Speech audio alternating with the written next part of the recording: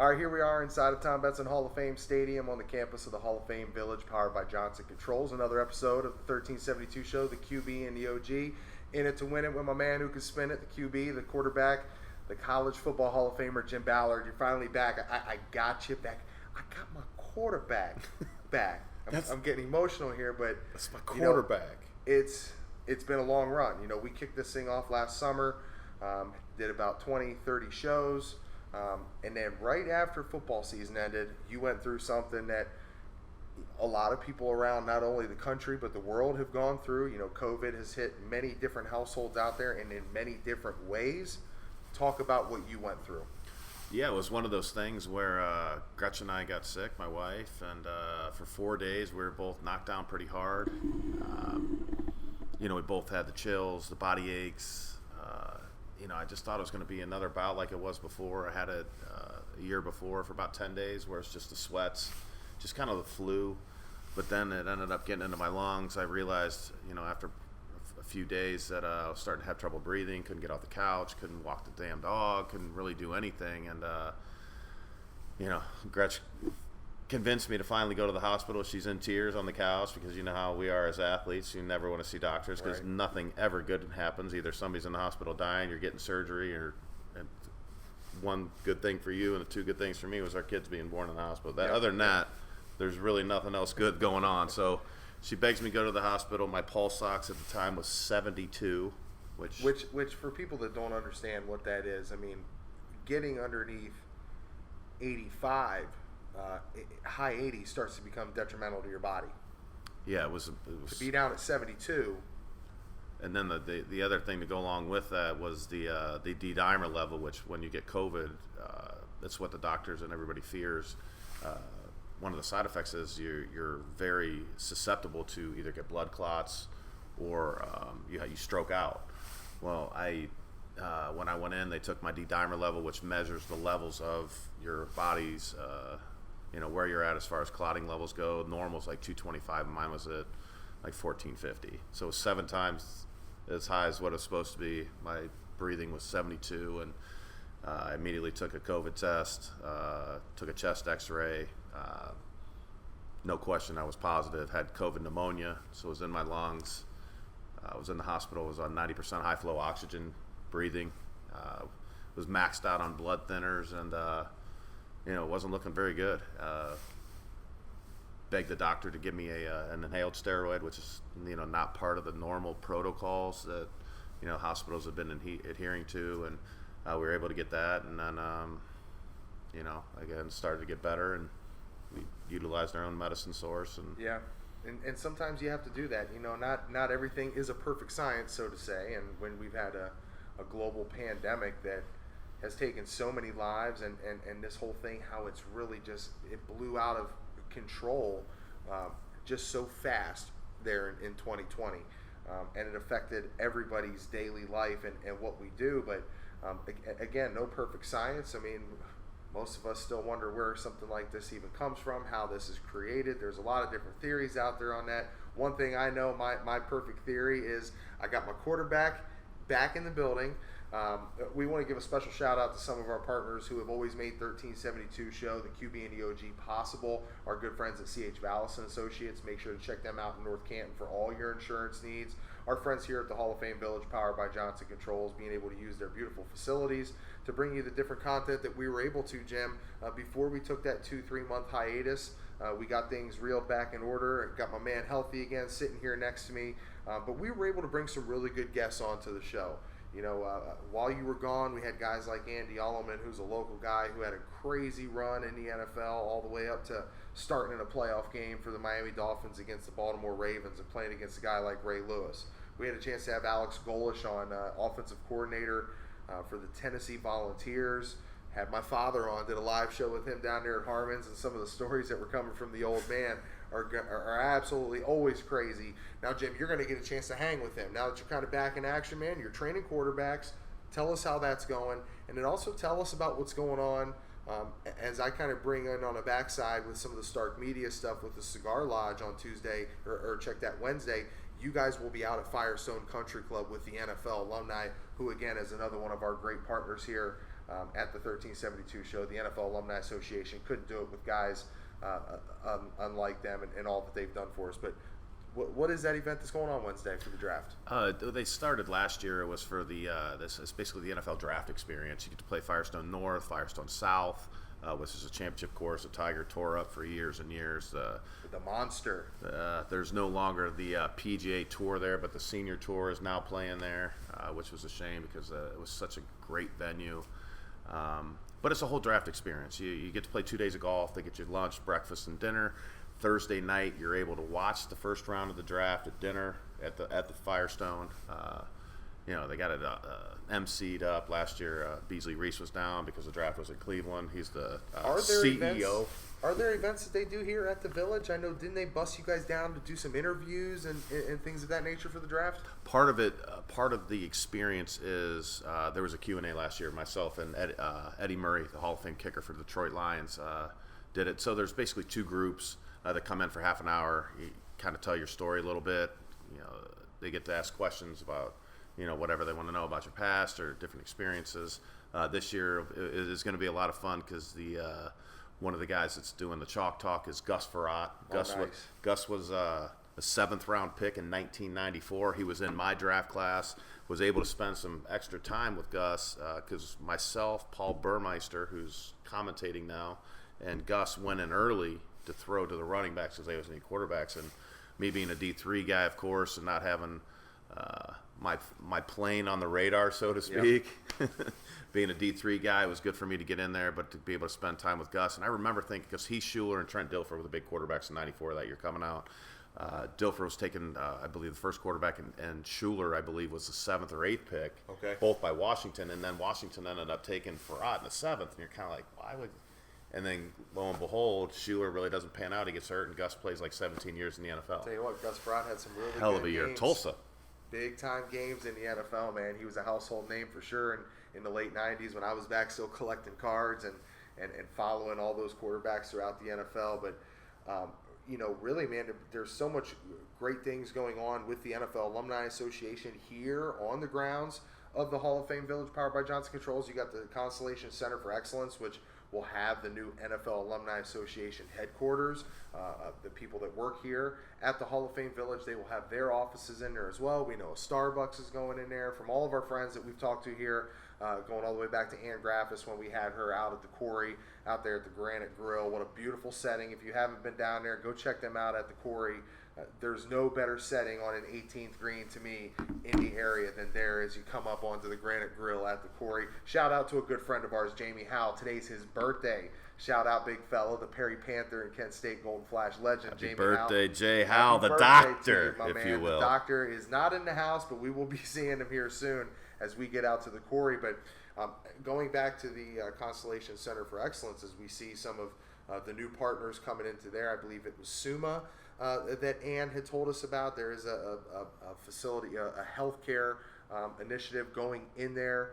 And then we got a chance to talk to Maddie Zurakowski, who we know will be back here on the show. She's kind of circling up some more guests from around the village to come in here and talk to us and really tell us a lot about, the retail promenade, which is getting finished up. As people are driving up and down 77, you can continue to see that work and how it's kind of taking shape.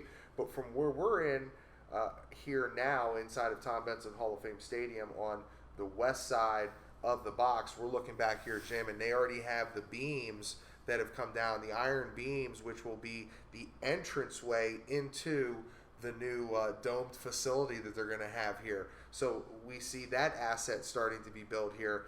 And really, we talk about it all the time. I mean, we know the kind of weather we're going to get around here. We just had an 80-degree day yesterday, and it's already looking like it's probably going to rain or snow before the end of the week. It's going to be 40 right? and a half in 4 days. But we know the facility that they have over there in Massillon. We've gotten use out of it before in the winter times, but to have this here, a multi-use facility right here on campus with all the people coming in, all the kids, all the amateur athletes and professional athletes that get to use those fields out there, that's something that's a given. It's a needed thing for this village. And here's the other part, Tease, that we haven't talked about, and we have in the past, and we've interviewed a lot of those good guys. The NFL Alumni Academy will be coming back this fall for their 3rd year. So when there's going to be issues or anything with weather or whatever, they're just going to be able to walk, behind the stadium and go into the indoor. What, as you were saying, a huge asset. They used to bus guys over there to the Paul Brown. Yeah, so they're gonna, indoor facility. everything. Paul David indoor facility. Everything is going to be on campus. What's cool is, we were supposed to see what's going on now like 3 or 4 years ago. Yeah. But the funding fell through. Guys didn't get paid. The city was upset. A lot of adversity going on, and now you drive past the Hall of Fame, even from the expressway, you see all the buildings and the girders and everything getting thrown up, and it's just, it's exciting, man. You get tingles, the hair in the back of your neck stands up, and then you think about the water park that's going to go in and all the things that it's going to do for this community, the amount of jobs it's going to create with the promenade, all the, the Shula Steakhouse that's going in there and local businesses going in there. From my understanding, Chris Majori, who owns quite a few businesses in this area with jerseys and M-Bar, supposedly he's going to put a little spot over in the promenade. We were talking about our friend Ann Graffis, who has done a lot for us here on the show. We told her the story, your Don Shula story, right? So I think you're actually owed the first steak that comes off of the grill at Shula Steakhouse. We've already got this lined up because of what he said to you, man, when he hurt your feelings. And Ann and I went ahead and we've already lined it up that the first steak that comes off the grill at Shula Steakhouse has number 13, bam, branded right on top of it for Jim Ballard, man. It's been owed to you. Has it not? I'll tell you what. That steak for a long time. I'll tell you what, man. What it did. It did hurt my feelings, but it put an even bigger chip on my shoulder to prove that guy wrong. And the irony of the whole thing going down there as I look back and I've told this story. I'm looking in this quarterback room and it's myself, Bernie Kosar, obvious Cleveland Browns legend, Dan Marino, over to our right in the Hall of Fame, bust, unbelievable. Now, then you talk about the other two guys. One of them's Doug Peterson. All he did was win a Super Bowl as a coach and played 10 or 12 years in the NFL. And then Kelly Stouffer, who was the first round pick in '87. A little thick in here, man. But I was not cut first. Kelly got cut first, but I was shortly after. You were not that guy. So, and then I get cut. I go home, go back to Mount, start coaching, and who gives me a call? Don Shula's son. Wow. And then I end up in the Bengals. Well, unbelievable. Dad said I couldn't play. Son said I could play, so I spent a year with the Bengals. So we're going to get a chance on Wednesday. We'll also be, while you're golfing out there at Firestone Country Club, we're going to have an event going on at the Cigar Lodge, which is Cigar Lodge, another one of our great partners here at the 1372 show, the QB and the OG. Love ourselves some Doug Green and his staff there at the Cigar Lodge up on Main Street. Right, I think from the 13th tee box, it kind of butts up to the property there at the Cigar Lodge, so you can see it from the course there on the championship course, I believe.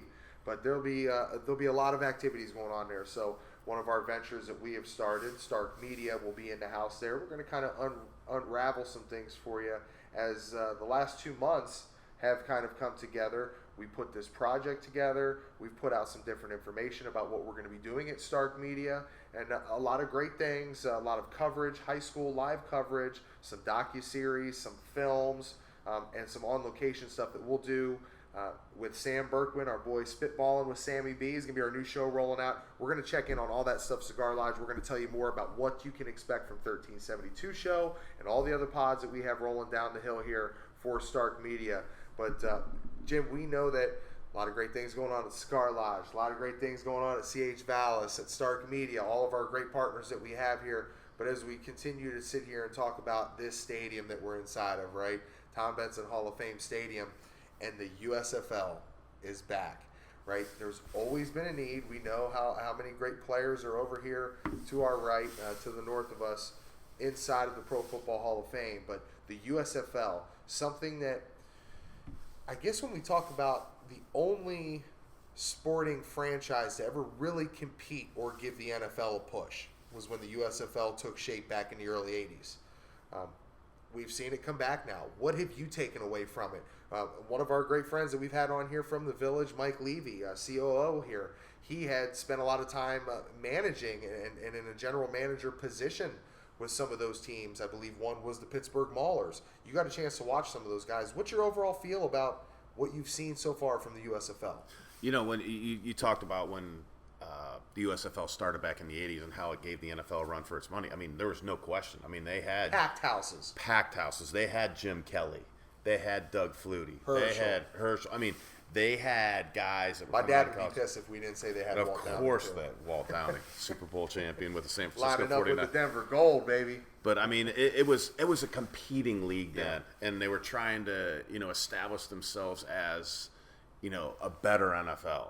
But now the USFL, fast forward 40 years or so, what it does to me when I look at it is it's like NFL Europe. Yeah, it's a developmental league for guys to get experience and to play. Was texting with Dean Dalton, who runs the NFL Alumni Academy. Obviously, we've had Dean on the show. Great guy.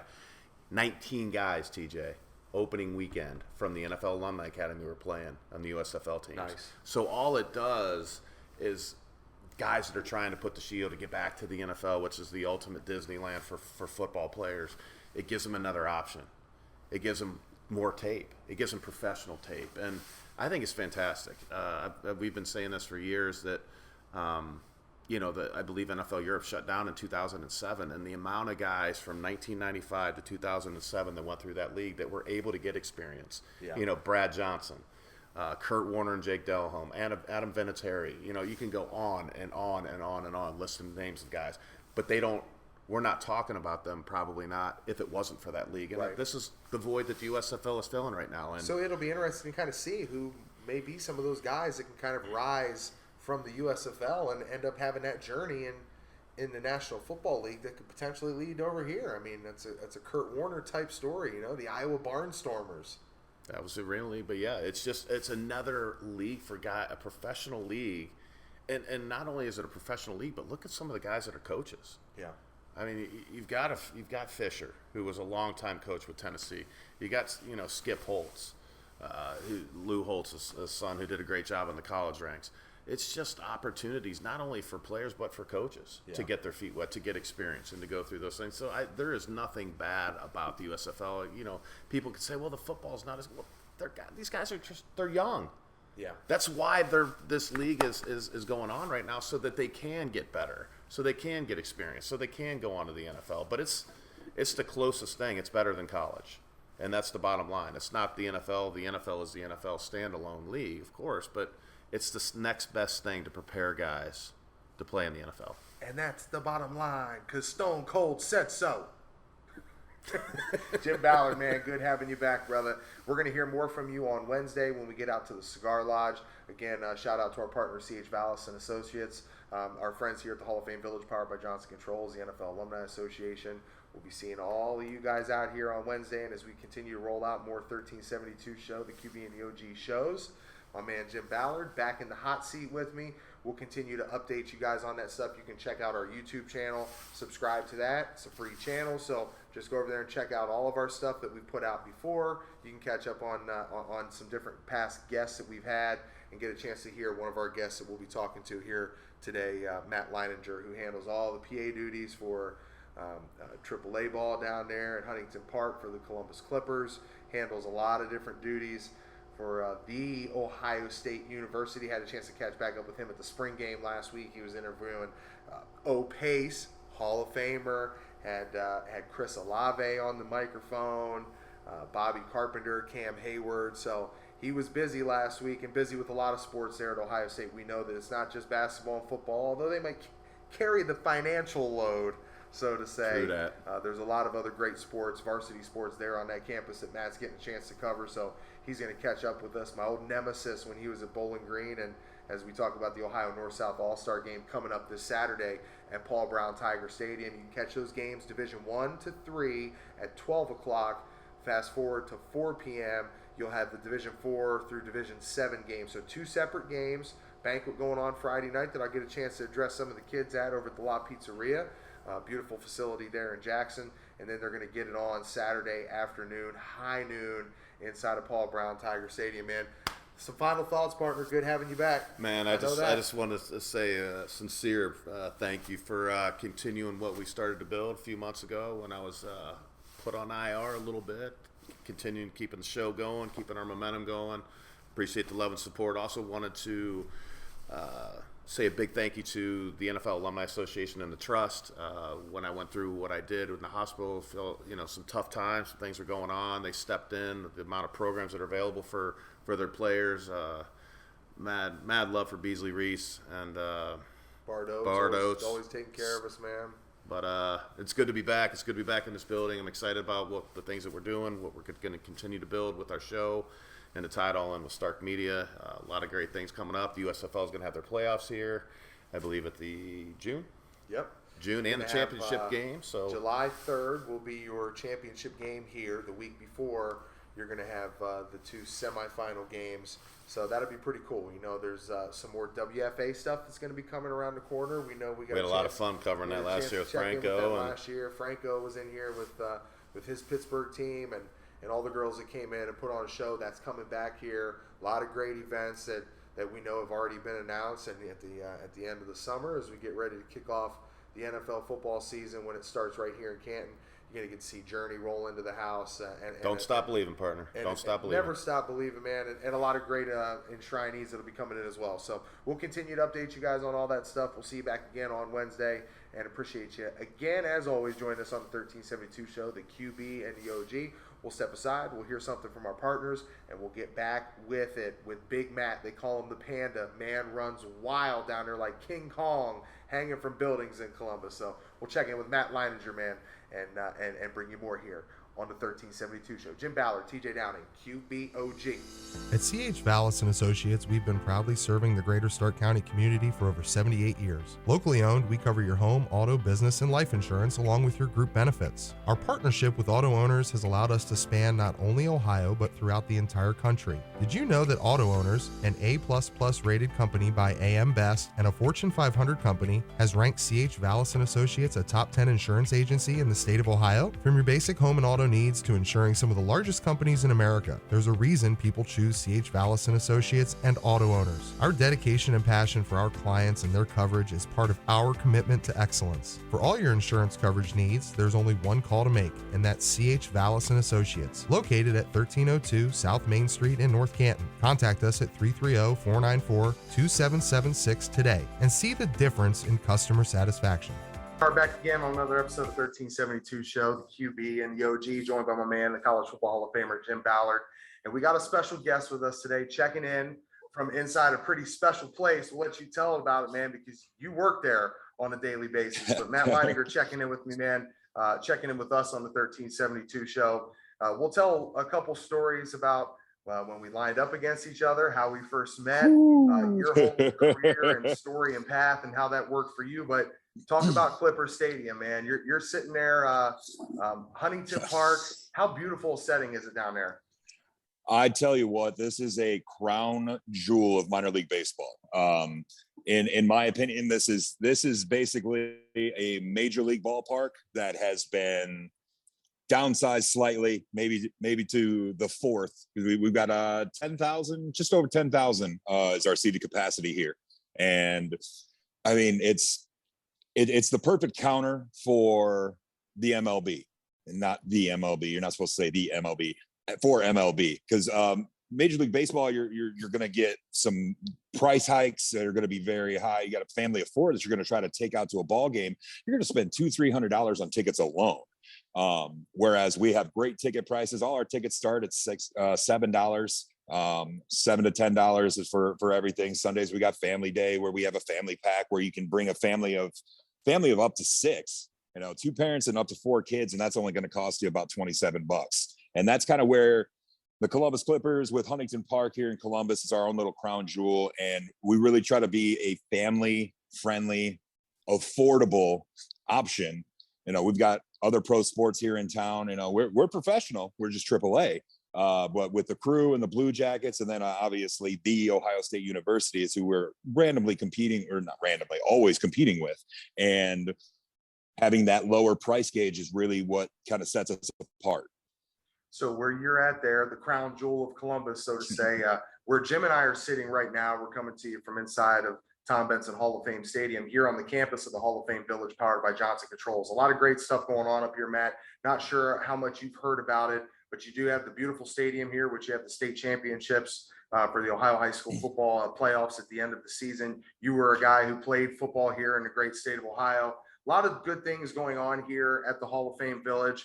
But for us, for you, and you mentioned all those great things that come with that ticket. You forgot to mention they get to listen to you on the microphone. That to me is the crown jewel. That's the selling point, right?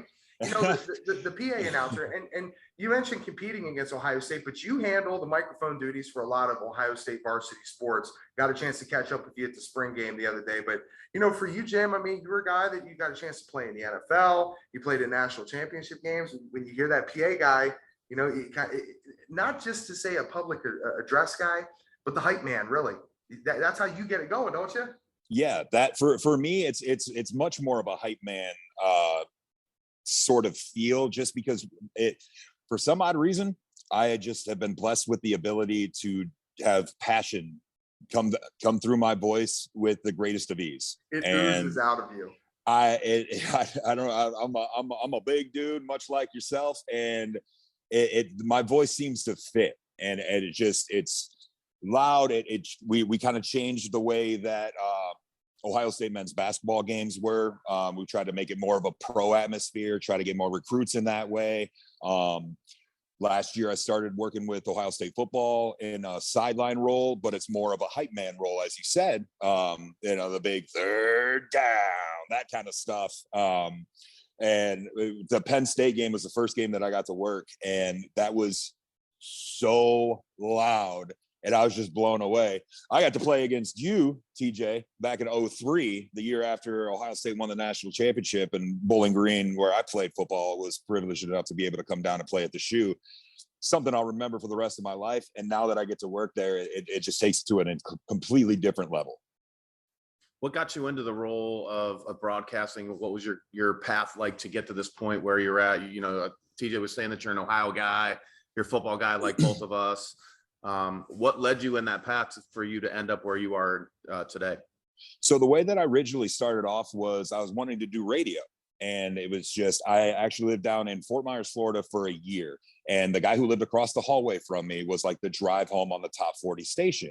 And I was always making him laugh and always joking around with him and stuff. And he's like, "Hey, dude, you should come into the studio sometime. Let's have some fun." And I was like, "Sounds great to me. Yeah, let's go in, do some impressions, whatever, just have a little fun." And after doing that a few times, I was just kind of like, you know what? I think I might like to do this as a career. And so I asked him, like, what should I do? And he recommended going back to school. And knowing that I had already started my degree at Bowling Green, which has a fantastic TCOM department, I just decided, Florida was just a year to party. Basically, it was after football, and I was just, I wanted to cut loose and actually have a life for a little bit. And during that time is when I kind of figured out I wanted to do radio. So I moved back to Ohio, moved back to BG, got involved with one of the campus radio stations there, and really enjoyed it. My goal was to have a nationally syndicated morning radio show. Like, that's what I wanted that, but I was also staying away from sports, because as you work in media, you get labeled a sports guy. It's very difficult to get rid of that label. You have to be really good. I'm talking like Michael Strahan good to be able to really get rid of that sports label. So I was trying not to handcuff myself, and I found a broadcasting school down here in Columbus. And so I left BG early and came down to this specific school because I thought that this would be the best way to jumpstart me into Columbus radio, get me into a different internship, whatever would work out. Within the first 3 months of being in that school, I won a contest where you were just sitting at the sports desk in the TV studio reading the starting lineup for the Blue Jackets. They put 4 or 5 different students that wanted to be involved in it onto this, onto like a poll on the website, and fans would vote which one they liked. I won hands down, and the award for it was to get to PA announce for the last preseason Columbus Clippers home game, which actually happened to be against the Akron Arrows. They were the Arrows back then, and I'm old. I said 50, man. You're not that old. I got the gray coming in. You're only as old as you feel. My body's ready to retire. But no, with that, it was just supposed to be one game. I was supposed to fill in one preseason, not a real game. It's just an exhibition game, and came in, did it. They liked me, and it was like, hey, would you want to possibly fill in a little bit in the future, like during the season? I'm like, heck yeah, like this is baseball. Like, are you kidding me? I grew up playing baseball, and got a call a week later. Hey, you want to call opening weekend? And by about halfway through the season, I just kind of taken it over and just started doing basically every single game. From that would have been in 2011. And then 2015, I worked myself into full-time employment with the Clippers, handling the social media and website for the team. And just recently, I was promoted to the head of media relations. So it's been a wild path to get where I am, but the PA announcing just kind of, it just kind of happened, and I was solid at it. I wasn't great at it, but I was solid at it, and I read very well. Like I can read out loud very well. And to be a PA announcer, I feel that is one of the keys. You have to be able to read your scripts for anything that you're going to be able to do. And that's something that I actually feel that I do very well. And so it just translated perfectly to PA. And with the Clippers stuff, I slowly started to get, fill in stuff at Ohio State. I think I did a couple baseball games. I did a soccer game. And then I got a text from somebody on campus who was like, hey, you ever done basketball? No, but I feel like we could have some fun with it. He's like, yeah, just bring your energy. I'm like, well, that's easy. Just give me the microphone, man. I got yeah, it. Exactly. Give me the microphone, a script, and a roster. I'm ready to roll. And that's turned into I'm the PA voice for Ohio State men's basketball, men's lacrosse, men's ice hockey, and women's volleyball. And then I do sideline reporting, hype man / whatever you want to call it for football. And then wrestling, I handle on mat intros, kind of a Bruce Buffer, trying to make it feel like a UFC event, kind of running around, just yelling OH as loud as I can. And I don't know, I've slowly built myself a nice little career here in Columbus, and I love it. This place is home now. I was getting a chance to check in on some of the Ohio State stuff you did for the wrestling here when we finished up in the winter, man. And I absolutely loved it. We're sitting down there on the sideline at the Horseshoe last weekend and talking to Bobby Carpenter and Cam Hayward. And he's like, I went out there, I see Matt. He's like, literally, it's like a UFC event. I mean, you had fireworks going on too. They got the pyro. Got a little pyro, man. Got a little pyro. I mean, everybody loves a good little bit of pyro. And really, I mean, for your career, I mean, you can sum up what you just said there a few minutes ago. And hey, when people like you, good things happen. If you can read good, sometimes good things will happen to you, right? It just happened to work out, man. It's we want to read well. If we can read good, we might. I done read real good. I read good and stuff. Hey, listen, let me tell you when I didn't like you though, man. When we had to line up against each other, because hey, respect game. You were a handful, man, at the defensive end, defensive tackle position, and that's how we first got accustomed to each other. We're actually, and you and I had a chance to talk about this last weekend, that the Ohio North-South All-Star game is coming up here. It's going to be inside of Paul Brown Tiger Stadium next week, and for you and I to have played in it back when we did in 2002. We had probably 10, 15,000 people that were there at Crew Stadium for the Grange Insurance Ohio All-Star game. I mean, those were great memories for us, and the week of practice, all the things that kind of led up to that. But I mean, that game coming up here, talk about how that really kind of, I mean, I know recruiting had already kind of finished up, because the way recruiting is now, it's just kind of different, but you were locked into BG, and really to come in, for you being from a lower division school in the state of Ohio, did you kind of feel like that North-South game, that was a proving ground for you? It absolutely was. It was, I'm coming from D5, and we were the smallest or second smallest school in D5 when we still only had 6 then. So that would have been 98 to 01. So we were always one of the smallest in D5, but we always made moves. We went 48-5 in my 4 years, won 4 league titles, won 3 regional titles, and a state runner-up. What high school was that? Liberty Center. Liberty Center. It's over in Napoleon Defiance area. It's in the NWAL, playing like Patrick Henry, Delta. Those are some of the more quality schools in that conference. But it was a punch in the mouth, knowing that I'm okay. The majority of these guys, I mean, TJ, it was the majority of your teammates on that team, on both of those, the North-South and the Big 33. And so that was kind of my first time going against some dudes that looked like me. Yeah. You know, you play D5 and I'm getting double and triple teamed and I'm still getting in the backfield and stuff. You know, it's just a different game when you're going against 6 foot, 185-pound offensive linemen. All of a sudden it's, hey, we're going live in practice and I'm facing 4 guys who are about to be All-Americans in the next 4 years. And it's like, ow, why's my jaw hurt? I'm like, oh man. But no, I appreciate that. I don't really revisit the football stuff very, very often. It's fun though sometimes. You know, I mean, absolutely, we're absolutely. lucky to have a lot of good things happen. I mean, for you to go into Bowling Green, I mean, you were a 4-year starter there. For your situation, as we come up on the NFL draft this week, you were a guy. I mean, did you go undrafted? I didn't even try. It At that point, I was. Both of my shoulders were torn up. Left one was reconstructed. Right one needed reconstructed. And I just basically wanted to be a kid.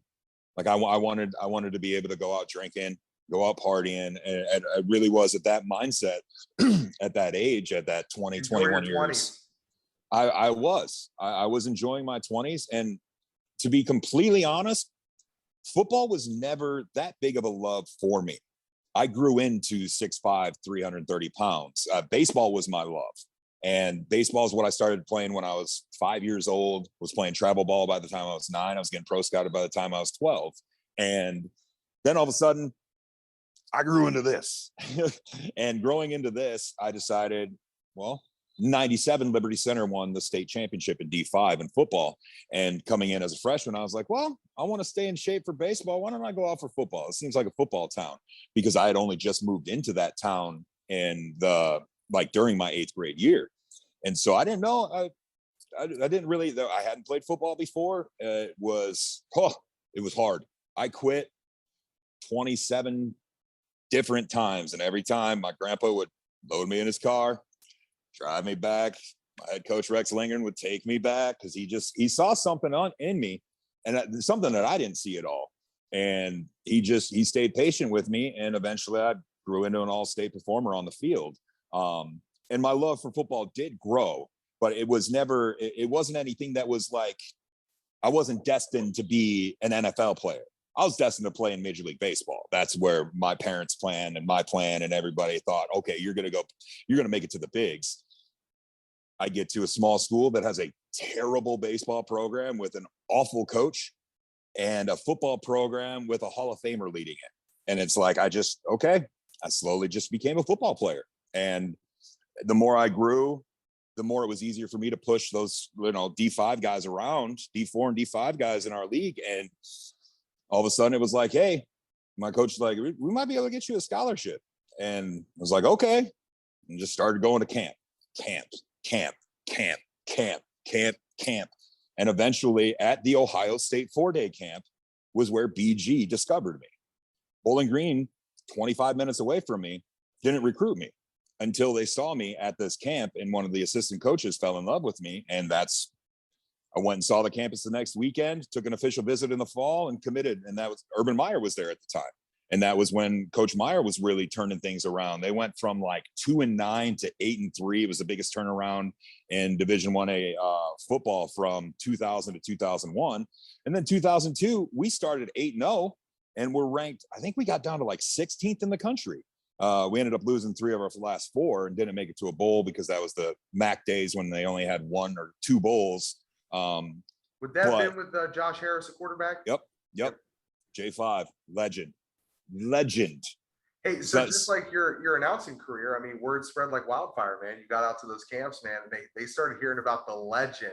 You know, 'cause you're kind of like I feel like maybe, because you spent a little bit of time in the bar scene down there, working all the hot clubs. All the ladies were coming out to see the Panda. I know that. I did used to do a mean Dougie. I'd jump up on the bar, and when you got a 300-pounder jumping up on the bar to do a Dougie, that brought the tips in. I don't know why. I wouldn't have wanted to see the crowd and just running things. Now you just got a microphone in your hand.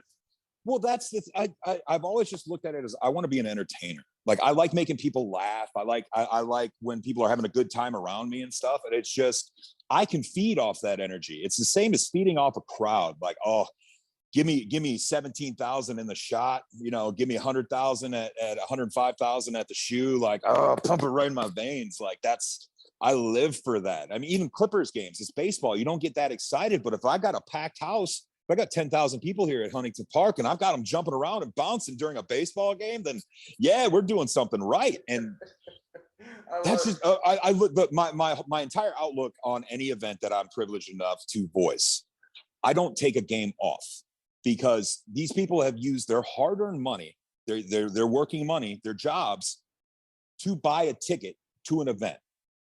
So I'm going to do everything within my power, within my range, whether it's music, sound effects, videos, and my voice. I'm going to do my damnedest to make sure that you were leaving here that satisfied that you had a good time and you were entertained. And that's not really something that somebody with a microphone should be able to do. But I've somehow found a way to kind of, at least when it comes to Clippers, I can just curve that crowd that's not quite, that's kind of sitting on their hands. Oh, I'll get you up. Let's go. Like, let's go. We're trying to have fun. You can feel that magic in your hand once you start to play on it, and you can kind of just work it to its point of, you get everybody going. And really, for me, I feel like since your days at BG were over and you've kind of come down to Columbus, you've turned into like this mythical figure down there, man. I mean, it's gaining some serious steam. But Matt Leininger joining us here on the 1372 show, the QB and the OG, Jim Ballard, TJ Downing. We appreciate you coming on and just kind of sharing some stories with you. So let me give you guys both a hypothetical here real quick, okay? You look at your career, Matt, you went and you played and started at Bowling Green for 4 years. Jim, you were a guy that you started out at a Division III school down south in Wilmington. You transferred to another D3 school in Mount Union, and you end up winning the first national championship of, let's say, the first of 13 national championships in 26 years there. You coach quarterbacks. I've had a chance, you mentioned Urban. First scholarship that I was offered was from Urban when he was at Bowling Green. I went down there to Ohio State. I often look back at my career and think, maybe if I would have went to a Kent State, or I would have went to a Ball State, I would have been a 4-year starter, as waiting your turn and maybe just getting that 2 years, or maybe some guys just get that 1 year of burn. If you were mentoring one of your quarterbacks, you said, listen, you got an offer on the table from Northwestern, but you're gonna have a ton of competition, or you could go to Kent State, or you could go down to Ohio University and be the man right away. What would you tell your guys?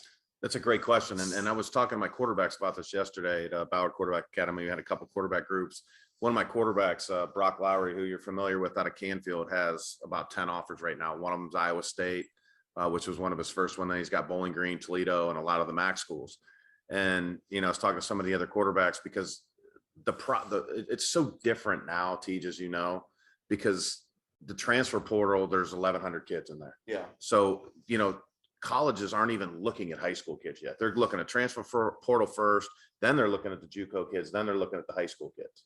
And if you're lucky enough to get an offer, the problem is if they offer like 5 or 6 other guys and that guy takes the offer, guess what? My offer's gone. So to answer your point, what I always tell guys and parents is go where you feel the most wanted. Like they just have to have you on that team, man. Hey, you're going to come in, and I'm not saying you're going to start, but you're going to have every opportunity to start.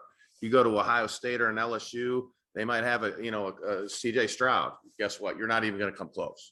And more than likely, the kid that was there last year as the back was probably going to be back. So there's always that. And to your point, there is no substitute, especially at the quarterback position, for game experience. Right. Everybody's looking at the draft, and this year is very interesting because the quarterbacks from top to bottom isn't a real strong draft. It's just not this year. They just don't have the guys like they've had in the past. So it's just one of those things where it's easier to take a Pickett because he started 4 years at Pitt. Everybody talks about Trubisky. Trubisky started 1 year at North Carolina, and that's probably why he is already out of now he's already with another team. Guys that have the most experience seem to play better, have experienced more, have seen more, have been in the stuff more, audibled more, and controlled the game more than guys that just haven't. So it's hard to say. I mean, I think every situation is different as far as, well, do you do this or do this? But if it was me, and I mean, I went to Wilmington because I felt like that was the best place for me, because he made me feel like, hey, I need you down here. I want you to be my guy.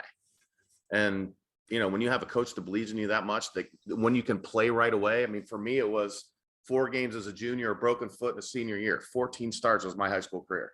I just wanted to keep playing. So there might be a guy like that might go to like an OU or a lesser school because he can play right away and he can start putting that film out. I think it's better to get experience at the end of the day. I really do, especially at the quarterback position. So it's actually funny that you mentioned this because I've had this hypothetical talk with a lot of different people. I often wonder because I wasn't highly touted, recruit or anything like that. My biggest thing, I graduated at 17. I started school early. And so all my growing and stuff happened a little bit later in high school. And so I didn't really start getting those looks until late in my junior year. But the whole hypothetical idea of, do I go to if I have this option, if I can pick and choose where I want to go, do you do all right, I know that I've got a good shot of playing right now I don't mean to disparage anybody, but some of the lower teams. So at Rutgers, I could start right now at Rutgers. Or Ohio State has offered me, but there's 3 really good people in front of me. No guarantee. Do I want to challenge myself and prove to myself that I can do it? Or would I rather go where I'm going to be guaranteed playing time, still be playing in the Big Ten?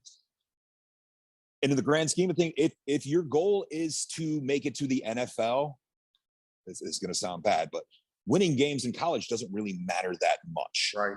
If you're and I'm not saying that that's the mindset that anybody should have. Just I'm talking overall.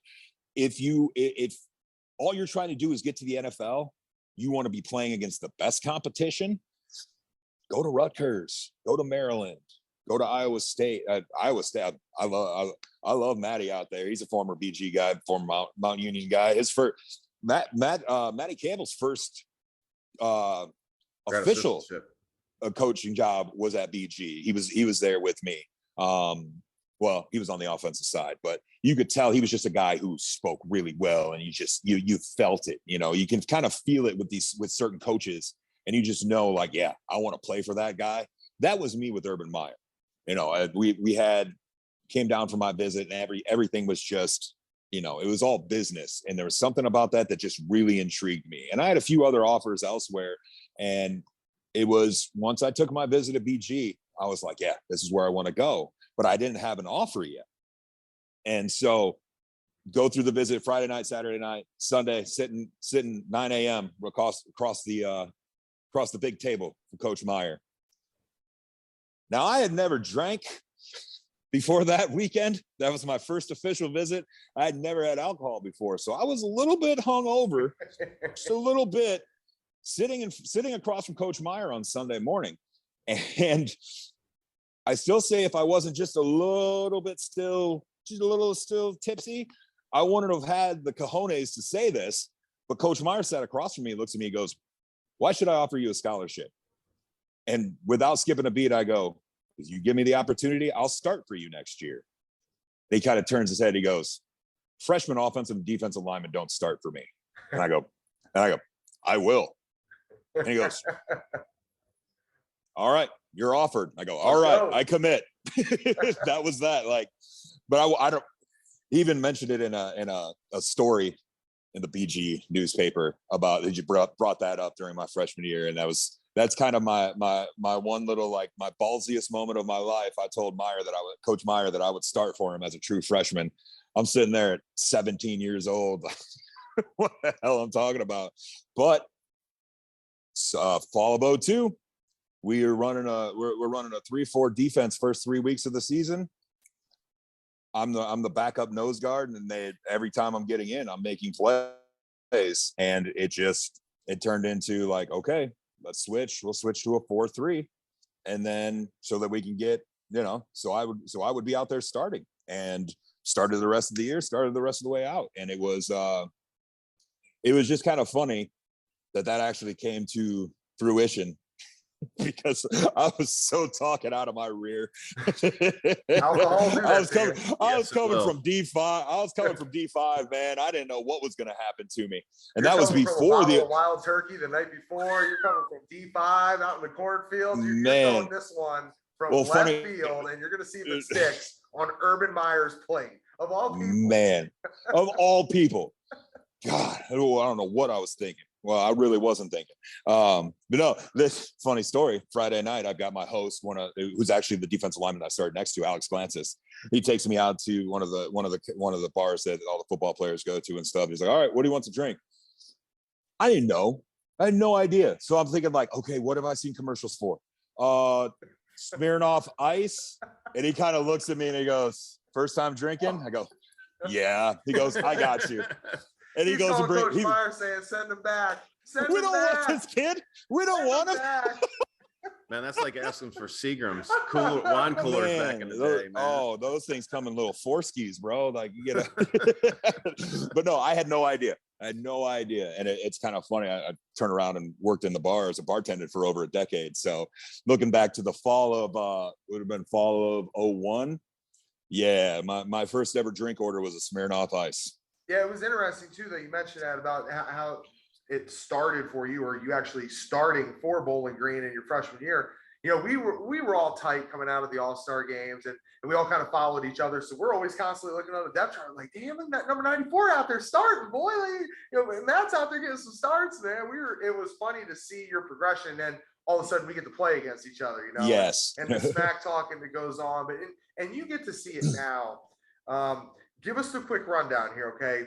So you covered all the boys basketball games, the men's basketball there at Ohio State.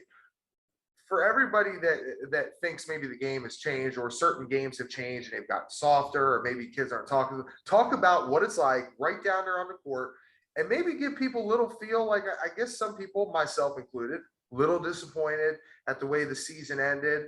You know, they were able to get the tournament win over Loyola, but, you know, you just kind of felt that they were riding a wave towards the end of the season. They weren't peaking at that moment. No, that I feel they actually peaked about 3 weeks before, 2-3 weeks before the Big Ten tournament was when I think we were playing our best ball. And it's funny, you go back to the COVID year, that team, that 2019, 2020 Ohio State men's basketball team that was going in, they were hitting on all cylinders heading into the Big Ten tournament, and then COVID happened.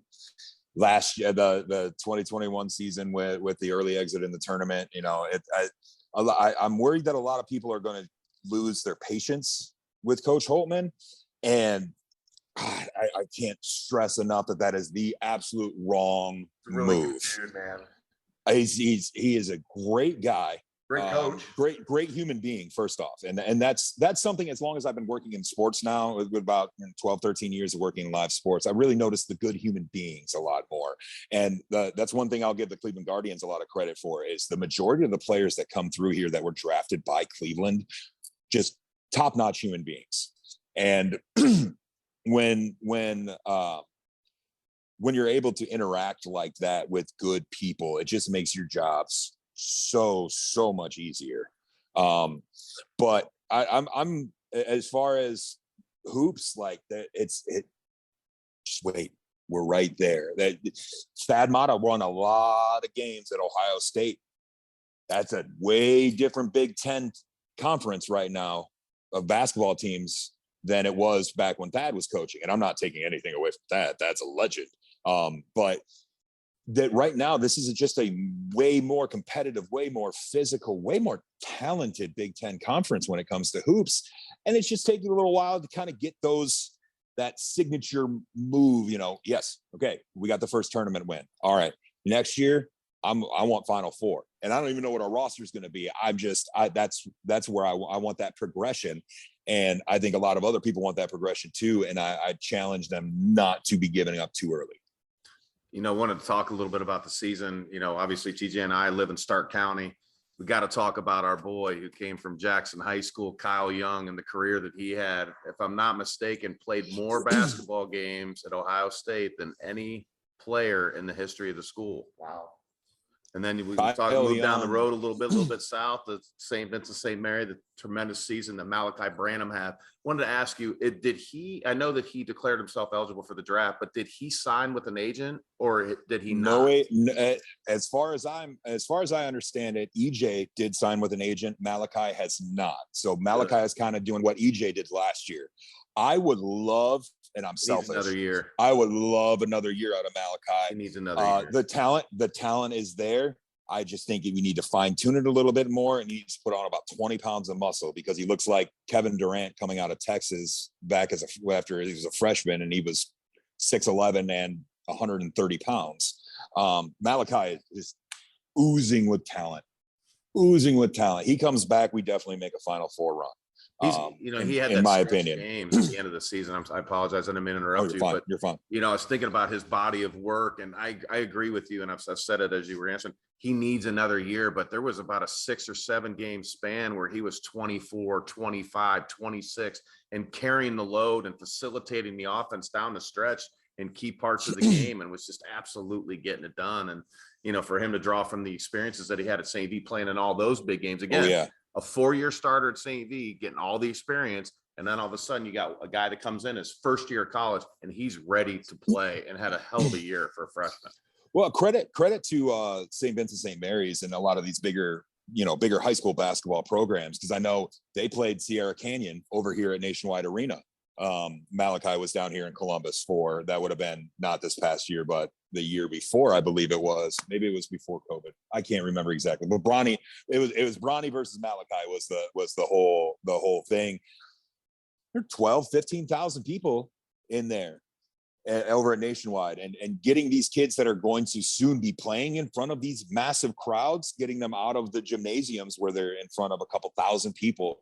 That's much less of a punch in the mouth, much less of a culture shock when you walk into a big, huge arena, knowing that there's about to be 15, 16, 17,000 people. You're already used to that.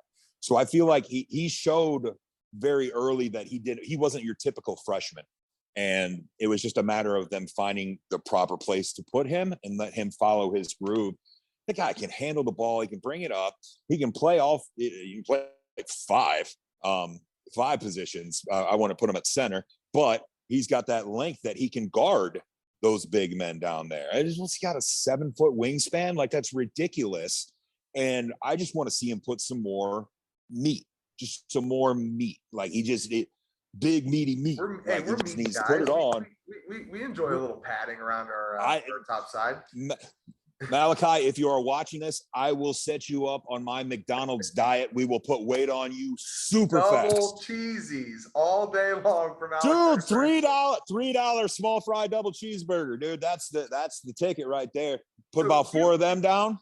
Give us an idea though, man. You're a guy that enjoys a microphone in front of you, and you talk a little smack when you play ball. My guy over here, he was nicknamed the King of Smack. He was actually, after they won after you won the championship when they did the ESPN at the end. You always want to take digs at people, right? We can tell us what the smack talking is like now, because you're down there in the trenches. You're down there, doing on-court stuff, and for all the different sports that you cover. What's that like now? Because we enjoyed that stuff back in the day. Are they still keeping it at a good, solid level of like, oh yeah, I'm a jokes, going at your sister, all this stuff? If anything, they're more creative now. Honestly, it's like these kids are a lot smarter and they've got more ways of like. I remember Luther Muhammad back when he was still a Buckeye, and I can't remember who it was against. I just remember that it stuck out to me. And he said something along the lines of, "Yeah, I follow your girl on Twitter," and I was just like. There's so many platforms that you can dig from. And back in the day, my roommate used to do recon on guys who were going to play. He found out like girlfriend's name is a lot like John Randall that way, where full scouting report. Mom's name was this, sister's name was this. She goes to this school, and I mean, can you imagine if you had Twitter back when you were in school? Oh, I'm so. There's another thing that I talk about. Bowling Green would never be the same again. No, listen. I am so happy. I'm so happy that there were not cell phones with cameras when I was in school and true social media. I was part of the first 100 students at Bowling Green on Facebook. Right. When it was still like I was one of the first 100. And then like we had MySpace and stuff, but it's just like, we didn't have that when we played. And oh, thank God we only had message boards. If they had cell phone cameras, you would have started that one game, but you wouldn't have lasted the year. By the end of the year, you would have been just doing no, nothing, actually, just going I dumb probably, on campus, man. I probably would have been wearing this the following year because I would have just said, "Hey, Swack, Swack, somewhere out there, Steve Vallis and Justin Zwick are appreciating this conversation right now. Oh my God, man. Hey, Matt Leininger, appreciate you joining us on the 1372 show. The QB and the OG, we're live here inside of Tom Benson Hall of Fame Stadium on the campus of the Hall of Fame Village, powered by Johnson Controls. All right, man, we're wrapping up with you. One last thing here. Tell us one guy that we need to keep our eye on that could potentially be a guy that comes up for the Guardians, and how hard has it been for you personally with the Indians Guardians change? I mean, to me, it's just, I still catch myself doing it. I'm surprised I didn't drop it right there. I think everybody's going to have that for a little while. Like, that's just any name change. You're going to deal with something like that where you're, you know, like, heck, I brought up the Akron Arrows earlier. Like, it's like anything like that, there's going to be a bit of, you know, crossover where you're going to have some people having trouble with it. But in the grand scheme of things, I think it was absolutely the right move. My personal opinion is, if something offends a large group of people, if it's not towards you, you don't have a right to say that it's offensive. This is my personal opinion. So I didn't feel that I ever had the right to say that Chief Wahoo or the Indians name was racist to Native Americans. But there was a large group of people, of natives, who did say that was offensive. So to me, it's like, okay, if it is, it's not my job to say that it is. It's you know, that's, I can have my opinions on things, but it doesn't matter. Like, I'm a white guy, you know, like, it's native stuff. I can want it to change, but I don't feel I have the right to say that it should stay. You know, like I say, if it offends a large group of people, then should change it. It's a name. It's a logo. Let's move on. They're still going to be playing baseball. If you love Cleveland baseball, you don't care about the logo. You care about the Cleveland on the front. And for me, like, so long as I've been working for the Clippers, I've been a Cleveland fan. And like, I personally wouldn't buy anything with Chief Wahoo on it. I bought all the Block C stuff. I was the one guy who bought all the Block C stuff. But I'm happy with it. I welcome it. And people who don't like it, sorry, tough. Like, you're just going to have to deal with it. It's been changed. We got an all-star game because of it. It's been changed. I agree. It Move should have on. been changed.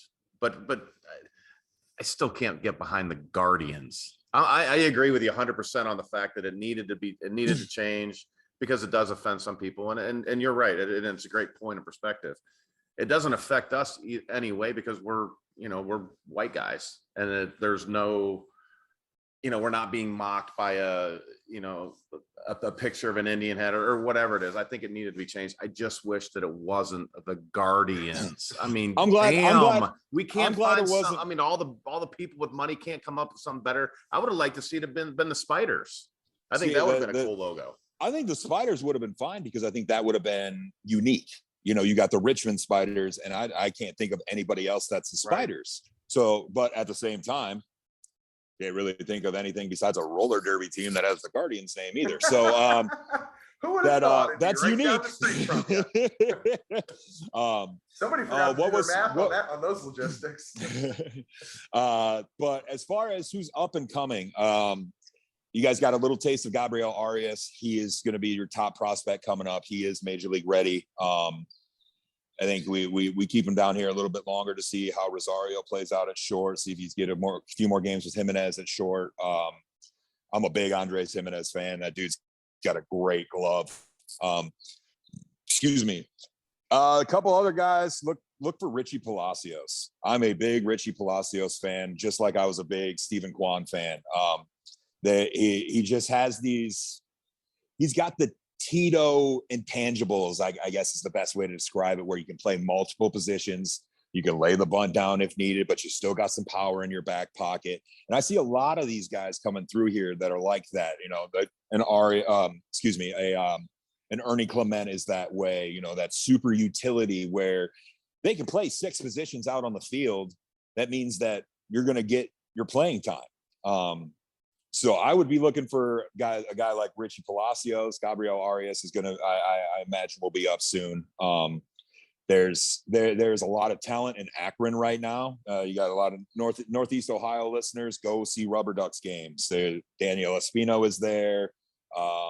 It's that dude that's just constantly clocking over 100 miles an hour every pitch he throws. Like there's a lot of talent in the system right now. We're seeing Cleveland. We're seeing the Guards win some games. Seeing them lose the games that they probably, seeing teams that they should lose to probably. You know, they're not quite there, but building good things. I think you send a huge sign to your fan base when you lock up Hosey, you lock up Miles Straw. Miles Straw is now a made man in Cleveland forever. Right. Like you're gonna stand up to the New York fan base. Like, okay, yeah, we like you. That dude fits Cleveland. Like that's the working man, lunch pail. Yeah. I'm gonna go and do my thing every day and do it to the best of my ability. That's Miles Straw. That's, I love it. That's Stephen Kwan. I love it. Like there are pieces there. We lock up Bieber and let the younger pitchers kind of mature a little bit more with Plesac and Savali. And I think you got a playoff team. Maybe not this year, but very soon we'll be back in the playoffs. Right. And you let those guys do their thing. And, most people will say, listen, you can't win a World Series in April, May, but you can surely put yourself out of position for it. So if some of those young guys can develop and really as you look for this team to have maybe 4 days off until like June 2nd. I mean, that's a lot of baseball. That's a lot of gelling early in the season. It's for everybody. I mean, 162 games, it's a long season, but with some new moving parts, and like you said, trying to figure out who works best at second and short, how that combo works, because at the professional level, people don't understand that timing. To take a new guy, put him in there, switch this piece around, and to think that those guys are playing as well as they have been so far is pretty cool. So Matt, with zero expectations. So, hey, we'll catch up with you down the line, man. We're gonna check more baseball here before the end of the season, brother. Looks good. Sounds good, man. I appreciate you guys having me. I'll come back on anytime you want. And after a long night of commentating the game on Q92, love to fire up a big cigar. Just head on down to the Cigar Lodge, located at 2989 South Main Street. It has 40 TVs, brand new patio, pool tables, massage chairs, golf simulator, private meeting rooms, anything you could ask for. Not to mention the extensive collection of bourbons and whiskey, and of course the cigars. Stop down and enjoy your day or evening with Doug Green and his phenomenal staff. Cigar Lodge, located right around the corner from Firestone Coffee.